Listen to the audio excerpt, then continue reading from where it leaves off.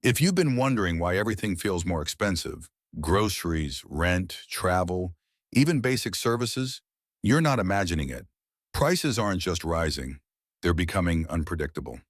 And today we're breaking down the real reason prices won't stop. Welcome to What is Going on Media, clear, human explanations of what's happening and why it matters. Let's start with inflation, because here's the part most people miss. Inflation is not the same everywhere. Most people hear inflation and think prices are going up, but that's only half the story. Inflation is when the value of your money shrinks, so it buys less than before. And that happens for two big reasons: too much demand or too little supply. And when this keeps happening across many products at once, that's inflation. But here's the twist: inflation doesn't hit every country the same way, because their economies aren't the same. Now that we understand what inflation is, here's why it looks so different around the world. In countries like the United States, Canada, Germany, Japan, and Australia, inflation has cooled to around 2 to 3%, which is considered stable. But in other parts of the world, inflation is still high or rising. Countries like Ethiopia, Zambia, Lebanon, and Bangladesh are still in the 10 to 20% range. And in places facing conflict or instability, like Nigeria, Egypt, Malawi, Argentina, Syria, and Zimbabwe, inflation is extremely high. Even within Africa, the picture is mixed. Ghana and Kenya have seen inflation cool down, while Malawi and Egypt are still dealing with rising prices. And in the Sahel, Niger, Mali, and Burkina Faso, inflation is being pushed by conflict, supply disruptions, and dependence on imported food. So when we talk about the world economy, we're really talking about dozens of different realities happening at the same time. The next major shift shaping global prices is nearshoring, companies moving production closer to home. But nearshoring isn't just about geography, it's about technology. Technology now allows people to do more with less. Tasks that once required huge factories, massive teams, or advanced infrastructure can now be done with smaller teams, cheaper tools, and cloud-based systems. This means countries once labeled developing can now implement things that were once out of reach, such as advanced manufacturing, digital logistics, automated warehouses, and modern customer service operations.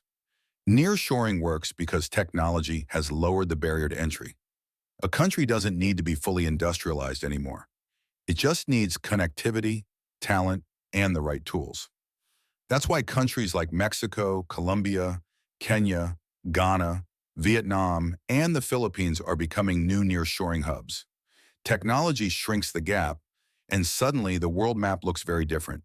At the same time, several African countries are changing the rules of global trade.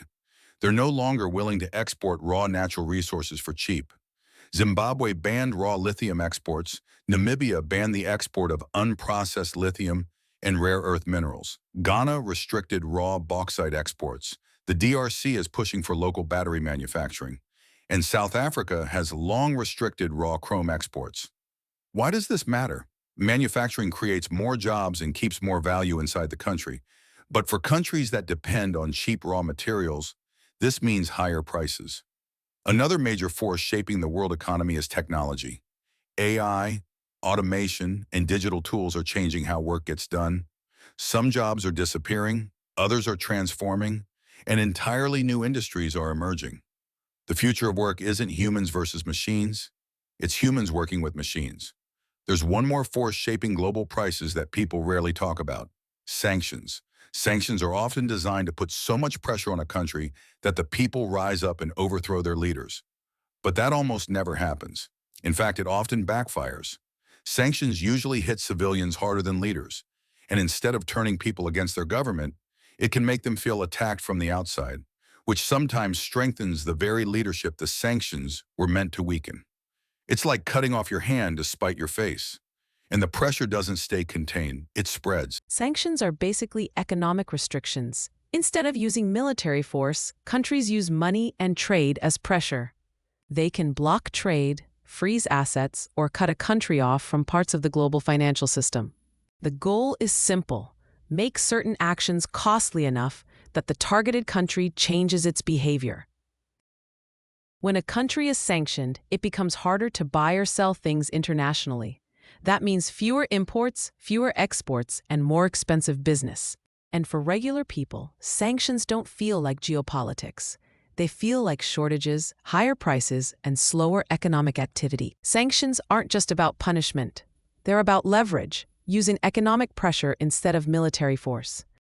Just like in physics, the energy you put into a system eventually comes back. What goes around comes around.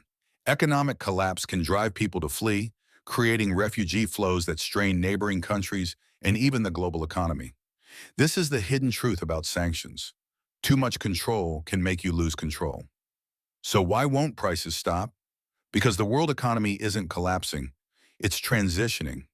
We're entering a new era shaped by technology, regional trade, sanctions, value addition, and global competition. And understanding these shifts helps all of us make better decisions. Look to What Is Going On Media for clear, human explanations of what's happening and why it matters. Subscribe for more.